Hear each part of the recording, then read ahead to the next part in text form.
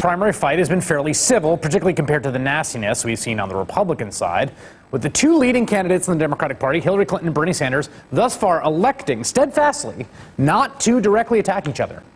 The truce may be starting to crack. As we first reported yesterday, Correct the Record, a new kind of super PAC that could coordinate directly with Clinton's campaign on research and messaging. That super PAC this week went negative on Sanders, sending an email to the Huffington Post linking Sanders to Venezuela's Hugo Chavez and the, quote, most extreme comments by the new UK Labour Party leader, Jeremy Corbyn. That prompted Sanders to hit back, writing in a fundraising email that the pro-Clinton super PAC had unleashed a vicious attack that was, quote, the kind of onslaught I expected to see from the Koch brothers or Sheldon Adelson.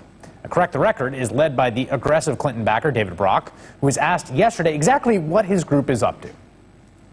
Is this the beginning of a greater onslaught as you see it as your role now basically to try to do the dirty work for the Clinton campaign that they don't want to do against Bernie Sanders directly? No, there's no dirty work involved here. It's just putting out facts. Chavez I think it's just, this is a political campaign and you're going to have to draw some contrasts. I mean, that's just part of the process.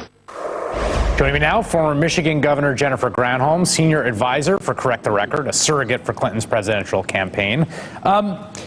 Look, you know politics. You've been in politics.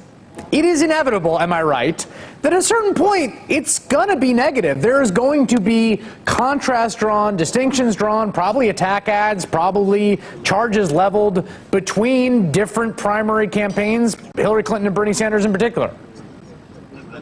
It is the worst part of running for office is that sometimes you have a fight in the home team, and I know it makes Democrats, I'm sure it makes Republicans uncomfortable too. The fact that on the Democratic side up to this point, it's really been kind of a love fest.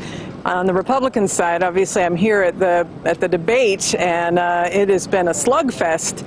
But yeah, in every campaign, everybody's going to try to unearth contrast material.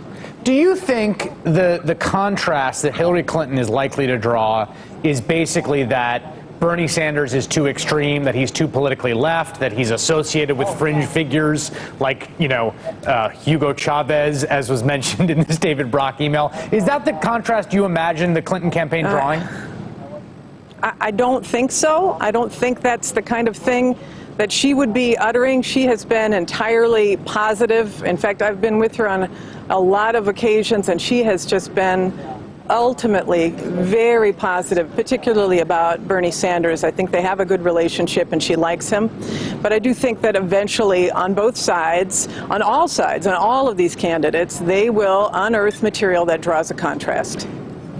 Do you think there's also an interesting sort of division of labor that's going to shape up because we are now in the super PAC era, in which it is far easier for an organization like Correct the Record, not the Clinton campaign, to be doing that kind of thing, to be working reporters or sending on Oppo or even running ads, and the campaign itself can say, hey, look, we're not going negative?